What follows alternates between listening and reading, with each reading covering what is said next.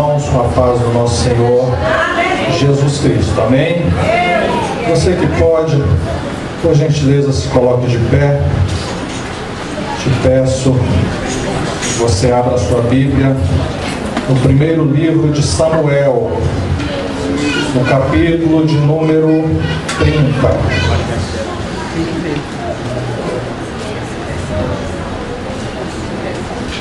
Primeiro livro de Samuel, estaremos fazendo menção no capítulo 30.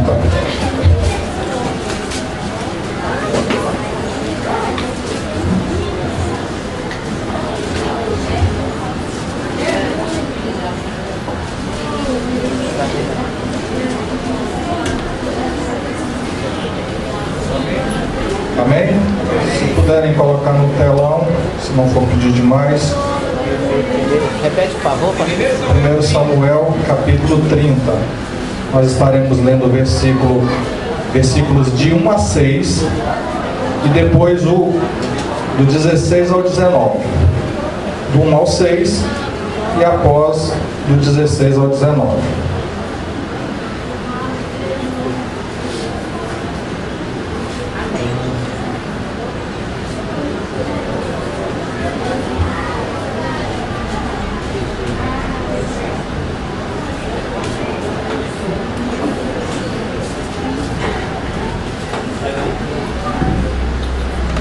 Amém? Não conseguiram? Então vou ler aqui na minha tradução. Diz assim o versículo 1. Sucedeu, pois, que chegado Davi e os seus homens ao terceiro dia em Ziclag, já os amalequitas com ímpeto tinha dado sobre o sul e sobre Ziclag, e tinham ferido a Ziclag e a tinham posto a fogo. Levaram cativas as mulheres que estavam nela, porém a ninguém mataram, nem pequenos nem grandes. Então somente os levaram consigo e foram pelo seu caminho. E Davi e os seus homens vieram à cidade, e eis que estava queimada a fogo. As suas mulheres, seus filhos e suas filhas eram levados cativos. Então Davi e o povo que se achou com ele alçaram a sua voz e choraram até que neles não houve mais força para chorar. Também as duas mulheres de Davi foram levadas cativas: Ainoã, a Jezreelita, e Abigail, a mulher de Nabal, o Carmelita. E Davi muito se angustiou, porque o povo falava de apedrejá-lo, porque o ânimo de todo o povo estava em amargura, cada um por causa de seus filhos e de suas filhas. Todavia Davi se esforçou no Senhor, seu Deus. Agora do 16 ao 19. E descendo o guiou, e eis que estava espalhado sobre a face de toda a terra, comendo e bebendo, e dançando por todos aqueles grandes despojos que tomara da terra dos filisteus e da terra de Judá. E feriu-os Davi desde o crepúsculo até a tarde do dia seguinte, e nenhum deles escapou, senão só 400 jovens que, montados sobre camelos, fugiram. Assim livrou Davi tudo quanto tomara os amalequitas. Também as suas duas mulheres livrou Davi. E ninguém lhes falou, desde o menor até o maior, até os filhos e as filhas e também desde o despojo até tudo quanto lhe tinha tomado, tudo Davi tornou a trazer. Podeis assentar, irmãos. Como já foi dito aqui, ontem nós tivemos aqui uma palestra para os casais, algo no qual nos chamou a nossa atenção a respeito da importância de verdadeiramente termos famílias estruturadas. Duas coisas que eu observei quando eu estava ali falando com Deus, que o hino no qual as irmãs louvaram estava falando: vai entrar no terreiro do inimigo. E se nós formos vermos o contexto que lemos, aqui nos fala a respeito disso. Também quando o presbítero Raimundo estava dando o testemunho, ele também nos falou a respeito de uma investida do adversário contra a sua família. E o texto que nós lemos nos fala que quando aqueles homens adentraram aquela cidade, Davi, juntamente com os seus homens, estava em guerra. E quando ele retorna da guerra, ele encontra a cidade queimada, as mulheres e os jovens foram levados cativos. Ele, diante de uma situação daquela, sendo uma pessoa no qual os seus soldados que estavam com ele, que haviam com ele 600 soldados que estavam voltando da batalha, ele se encontra em uma situação na qual ele jamais imaginaria que aquilo ali haveria de acontecer com ele. Primeiro, porque Davi tinha um exército com uma estratégia de guerra que raramente perdia uma batalha. Segundo, que Davi foi um homem escolhido por Deus para conduzir aquele povo, para guerrear, para batalhar por aquele povo. Irmãos, muitas vezes costuma-se dizer aí fora que isso nunca vai acontecer comigo, porque nós vemos todos os dias famílias inteiras sendo saqueadas, famílias inteiras sendo destruídas por ataques malignos e às vezes até mesmo ataques por pessoas da própria família que se dizem serem provedores, protetores, e quando você menos espera, sai a notícia da destruição dentro do lar. Nós servimos a Deus, sabemos que o Senhor, Ele é poderoso para fazer muito mais além do que aquilo que pensamos, porque Ele está no controle das nossas vidas. Mas quando nós olhamos para esta história, quando nós olhamos para este acontecimento, nós primeiramente precisamos entender que o nosso adversário, que o inimigo das nossas almas, ele sempre vai atingir a parte mais fraca, a parte mais frágil.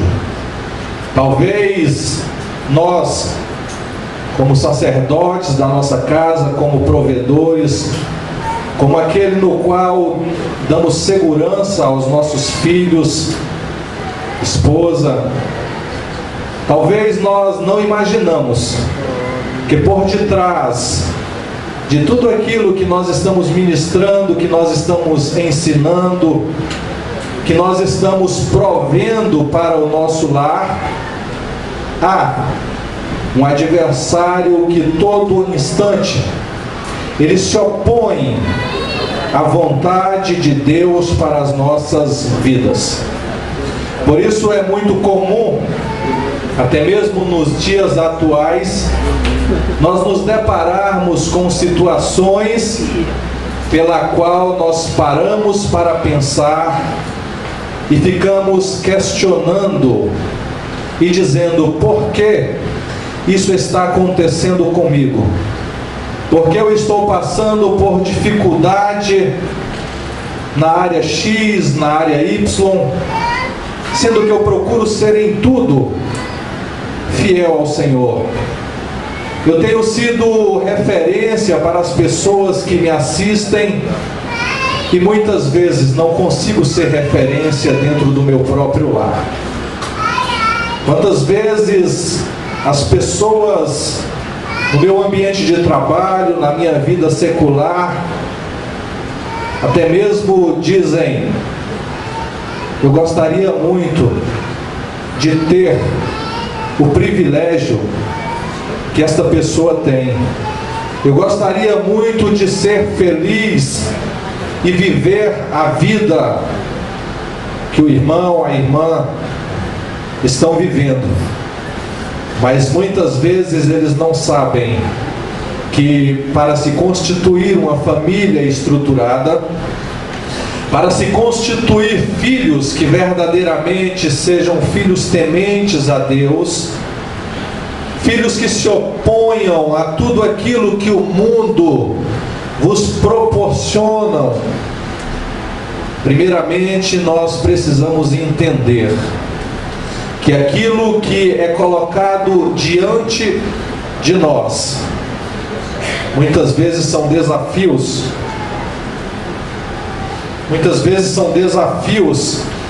no qual não queremos nos sujeitarmos. E hoje eu poderia perguntar para mim mesmo: Jaelson, qual é o seu maior desafio?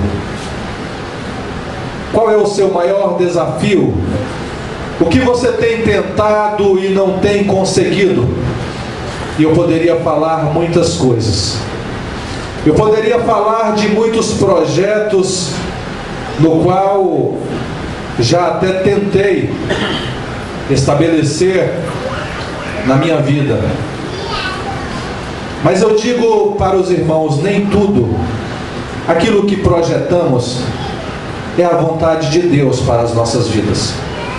Mas saiba de uma coisa: quando nós verdadeiramente entendemos que a vida cristã, ela não se constitui somente em deleites e prazeres, nós passamos a entender que quando nós verdadeiramente entendemos o que é renunciar, quando nós entendemos o que é perder para ganhar, como diz a própria palavra do Senhor, que Jesus Cristo, sendo rico, ele se colocou em uma posição no qual muitos não queriam se colocar. Ele esvaziou-se de todos os seus privilégios, de toda a sua glória, se colocou no meio dos homens como servo para nos ensinar que em tudo há uma recompensa. Hoje, quando nós olhamos para trás, nós começamos a meditar e a dizer para nós mesmos: Senhor, quantas vezes deixei de fazer aquilo que me veio às mãos, e hoje já não posso fazer mais, porque aquele momento já passou. Mas só que quando Davi, ele começou ali a clamar, a chorar, a se angustiar, a palavra do Senhor nos diz que trouxeram para ele umas vestes sacerdotais. E ele veste ali aquelas vestes, e ali ele se coloca diante da presença do Senhor. E ele começa ali a pedir orientação a Deus de como agir em meio àquela situação.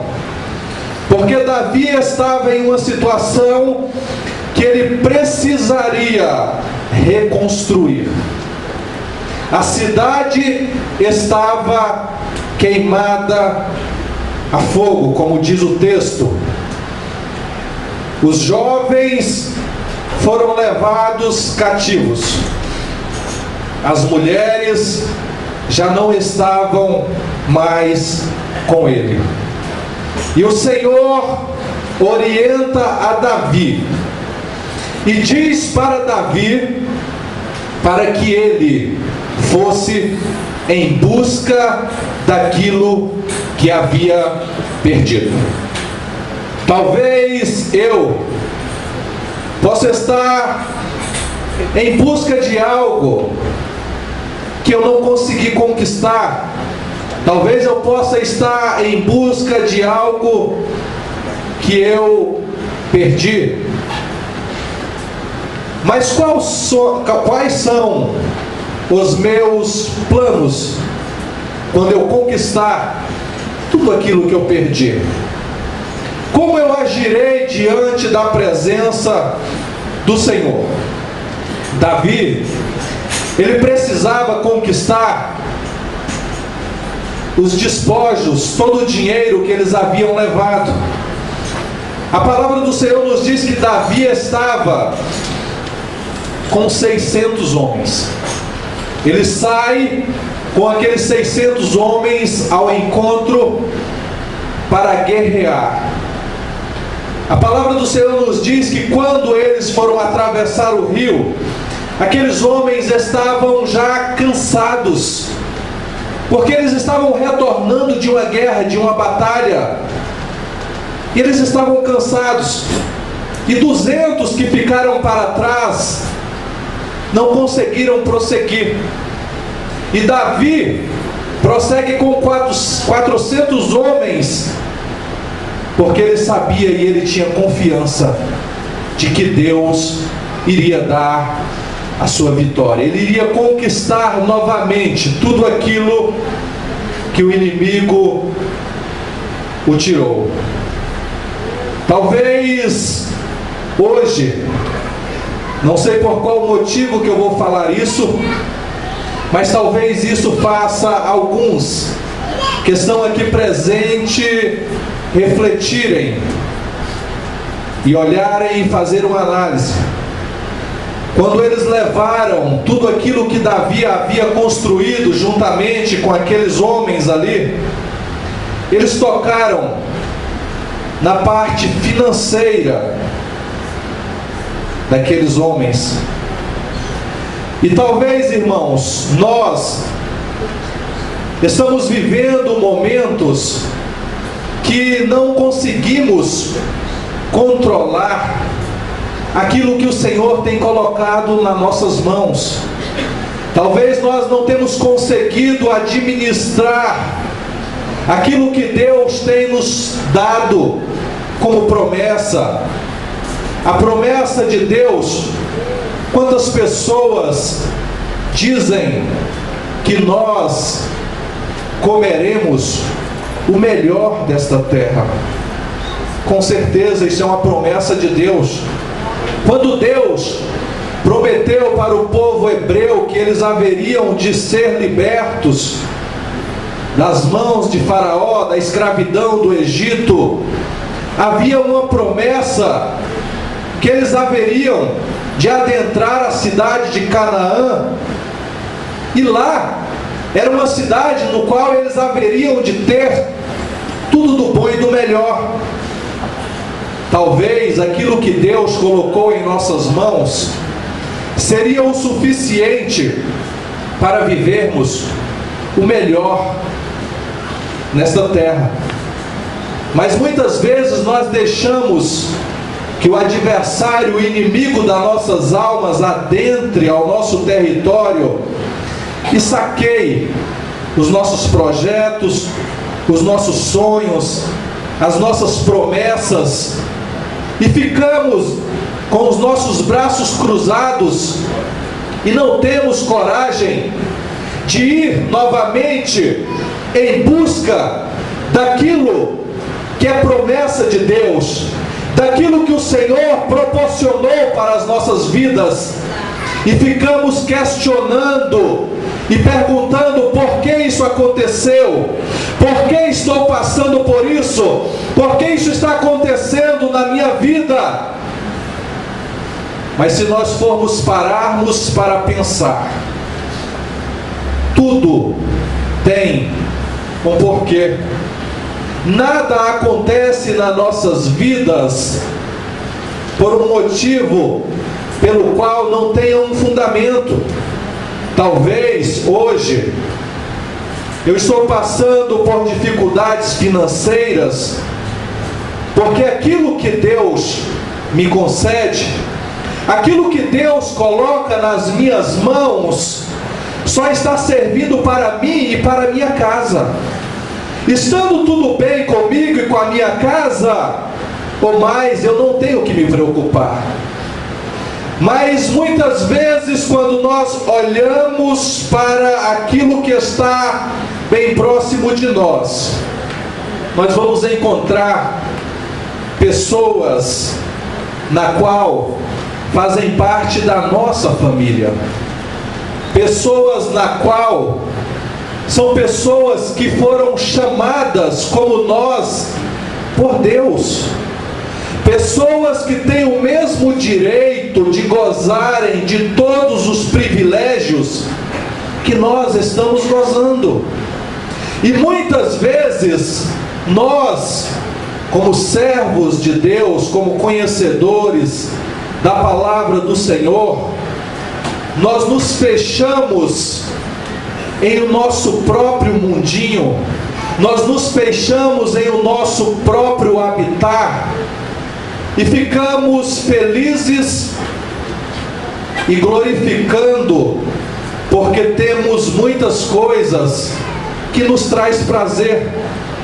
Talvez uma casa confortável, roupas caras e de marcas, sapatos caríssimos, carros importados, e está tudo bem. Mas, irmãos, quando nós paramos para termos uma visão, e uma visão do reino celestial, nós vamos entender que tudo que nós desfrutarmos aqui nesta terra será momentâneo. Nós precisamos entender que nós, enquanto nós estamos aqui, nós estamos construindo algo para na eternidade nós dizermos: Senhor, tudo aquilo que o Senhor me colocou nas minhas mãos, tudo aquilo que o Senhor me deu e me proporcionou, eu também soube, como mordomo, administrar, ajudar, servir, amar e também dizer para aqueles que vêm a mim: eis-me aqui, como instrumento de Deus, como instrumento pelo qual eu também posso repartir. E quando se fala em repartir, não estou te dizendo para você dar tudo aquilo que você batalhou, que você trabalhou, que você se esforçou para conseguir, para as pessoas de mão beijada. Mas nós precisamos entender, irmãos, que aqueles homens, no qual estavam sobre a responsabilidade de Davi, quando Davi saiu para pelejar, quando Davi saiu para guerrear, eles estavam coesos e unidos em um só propósito. Por isso, quando eles chegaram no território do inimigo, eles conseguiram guerrear, batalhar e conquistar tudo aquilo que eles haviam perdido. A palavra do Senhor nos diz que quando eles estavam retornando, ninguém ousou abrir a boca para questionar. Talvez muitos ali enquanto estavam cativos, dizendo entre si: Davi nos abandonou, Davi nos deixou só. Tudo isso que nos sobreveio foi porque Davi não estava com os nossos familiares nos guardando e nos protegendo, porque eles, como homens de guerra, como homens que estavam ali para proteger aquelas pessoas, estavam na batalha. E quantas coisas se ouviram falar no meio daquelas pessoas.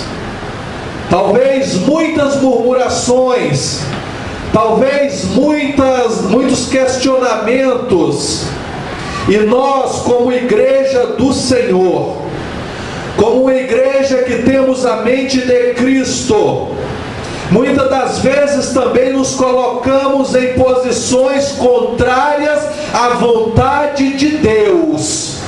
E ficamos questionando por assuntos que muitas vezes não sabemos o motivo no qual aquilo está acontecendo. Mas é muito fácil quando eu me coloco na posição de que pareço ser o melhor, parece que aquilo nunca vai acontecer comigo, e fico questionando e falando daquilo que está acontecendo da pessoa que está do meu lado, pelo qual eu digo meu irmão. E muitas vezes não me proponho a abraçar a causa, a lutar com ele, a buscar com ele, a fazer com ele o mesmo que eu faria se fosse com um da minha casa. Talvez, se hoje uma das pessoas da minha casa fosse acometido de um câncer, e eu descobrisse que este câncer já está em um estágio avançado, eu iria pagar um alto preço por aqueles no qual eu digo que amo e fazem parte da minha família. Mas quando se fala em família, nós precisamos entender que família não é somente eu, a minha esposa e a minha filha. Quando se fala de família no reino de Deus, nós estamos falando de pessoas no qual tem um Pai Celestial. Nós estamos falando de pessoas unidas, coesas em um mesmo propósito. E este propósito é que um dia nós vamos entrar na nova Jerusalém Celestial. Glória a Deus. E quando nós formos entrarmos lá, nós não vamos entrar em posições privilegiadas, como se alguém fosse melhor do que alguém. Muito pelo contrário, naquele grande dia, nós vamos ver pessoas entrarem, pessoas que aqui nesta terra, aqui no Recanto das Emas, aqui no nosso ambiente, na nossa comunidade, nós não dávamos nada por essas pessoas, porque eram pessoas desprivilegiadas pela nossa sociedade. Mas elas vão estar lá, diante da presença do Senhor, e nós vamos olhar para elas e vamos nos envergonharmos, porque diante da presença do Senhor, ninguém será tratado com privilégio maior do que o outro. Diante da presença do Senhor, muitas vezes aquela pessoa que anda de um lado para outro, passando necessidade, não tendo o que comer, que muitas vezes chega à nossa porta e dizem para nós: me dá algo para me comer, eu estou com meus filhos passando necessidade, eu preciso trabalhar, eu estou passando fome. nós olhamos para a pessoa e dizemos: passa depois, porque agora eu não posso te ajudar. Mas muitas vezes, eu volto a dizer algo que eu ouvi uma vez, que eu estava transportando uma pessoa no meu trabalho, uma médica, e ela disse para mim: Jaelson, as pessoas me criticam da forma que eu ando, porque eu não ando com sapatos caros, eu não ando com roupas caras como eu poderia andar, e as pessoas me criticam. E eu vejo que muitas vezes, Jaelson, elas até me olham com indiferença. Mas, Jaelson, eu quero te dizer que a minha chamada é outra. Deus me chamou, Jaelson, foi para as pessoas entenderem que tudo aquilo que Ele me deu não é porque eu sou merecedor e nem melhor do que as demais pessoas. O que Deus me deu foi para que eu reconheça e reparta com as pessoas.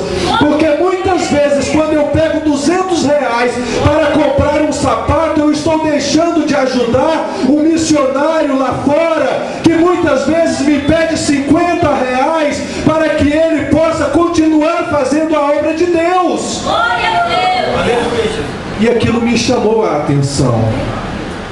E eu quero chamar a minha atenção para uma reflexão e dizer que muitas vezes é difícil ajudar uma pessoa com R$200. E esses R$200 muitas vezes em certos lugares é algo que vai fazer uma grande diferença. E muitas vezes, irmãos, nós paramos e começamos a fazer compras, comprar impulsivamente, e muitas vezes compramos até o que não precisamos. Como muitas vezes é comum, talvez não aconteça na casa de muitos, mas muitas vezes lá no lago você encontra casas que tem 3 carros na porta. É porque eles podem? É porque eles podem.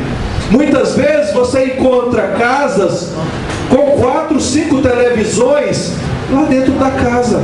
É porque eles podem? Com certeza é porque eles podem. Mas nós, muitas vezes, nós pegamos aquilo que o Senhor nos concede e aplicamos em tantas coisas, que quando chega no final do mês, quando chega nos dias de nós pegarmos o nosso salário, aquilo que Deus nos concedeu, e que muitas vezes com oração nós dizemos ao Senhor: Senhor, abre uma porta para que eu possa abençoar a Tua obra, Senhor. Abre uma porta para que eu possa ajudar aqueles que estão precisando. E o Senhor abre a porta, e esta porta que Deus abre, muitas vezes é uma porta maior do que aquela que nós pedimos.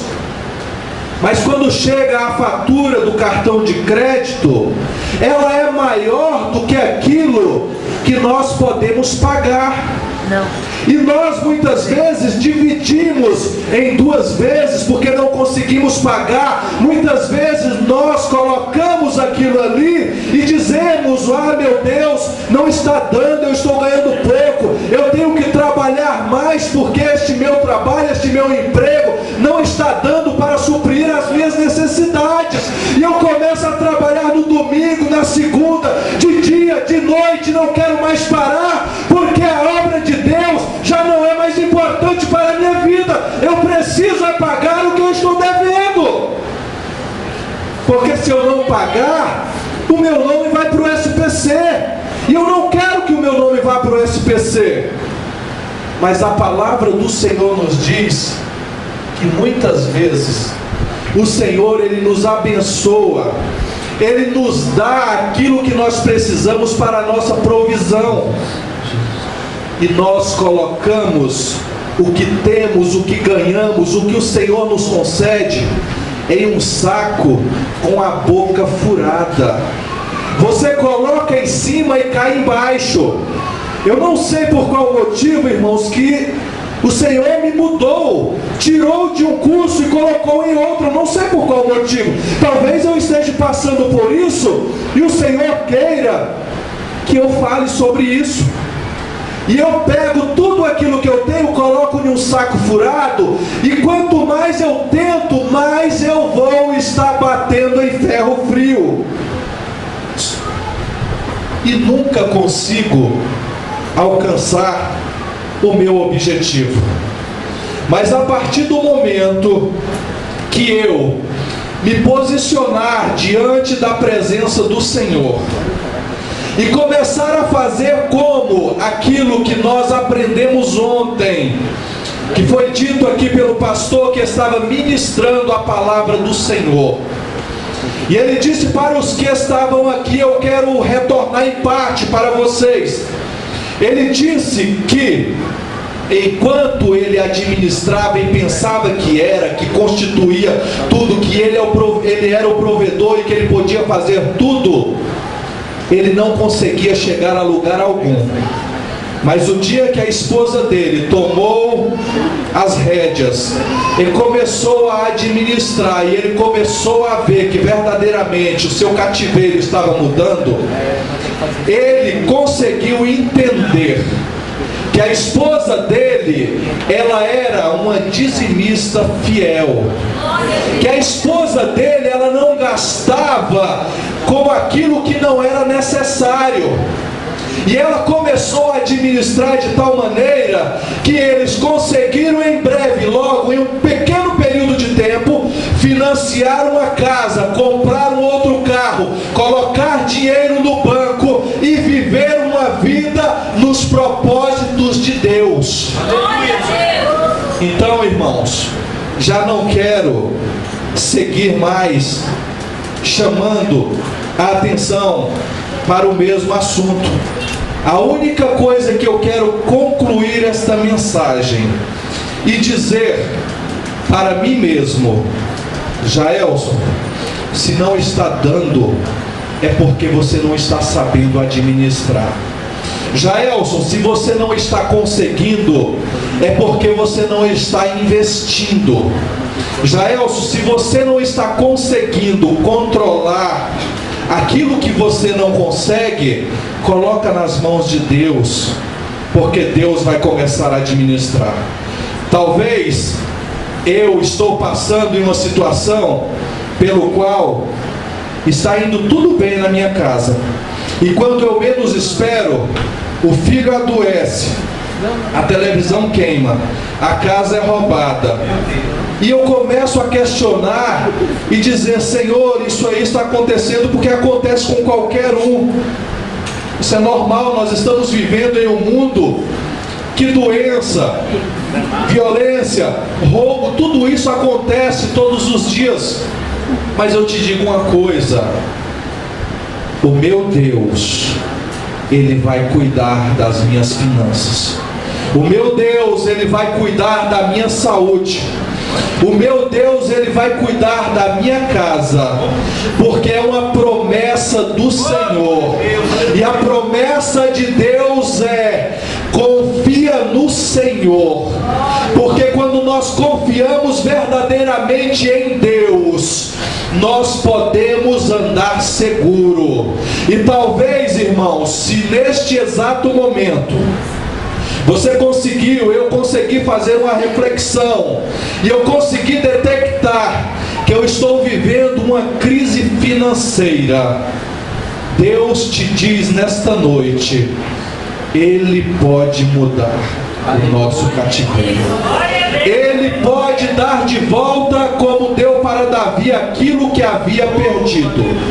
A cidade estava em cinzas, tudo que eles tinham foram levados, mas quando eles se posicionaram diante da presença de Deus, eles conseguiram voltar e constituir novamente tudo aquilo que eles haviam perdido.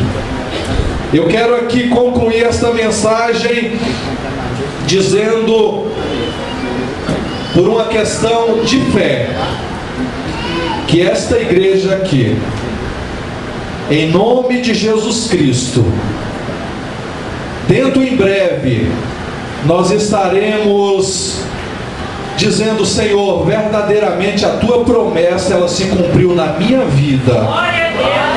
Verdadeiramente, Senhor, hoje nós estamos em uma igreja maior, nós estamos vivendo momentos de prosperidade, porque verdadeiramente nós coesos, unidos em um só propósito, nós nos colocamos diante da presença do Senhor e dizemos para Ti, Senhor: eu verdadeiramente, eu vou arregaçar as minhas mangas e vou, a partir de hoje, vou a partir de agora, todas as vezes que eu for comprar algo que não preciso, eu vou dizer: Senhor, ajuda-me a administrar aquilo que tenho, para que eu não venha ter aquilo que eu não posso pagar.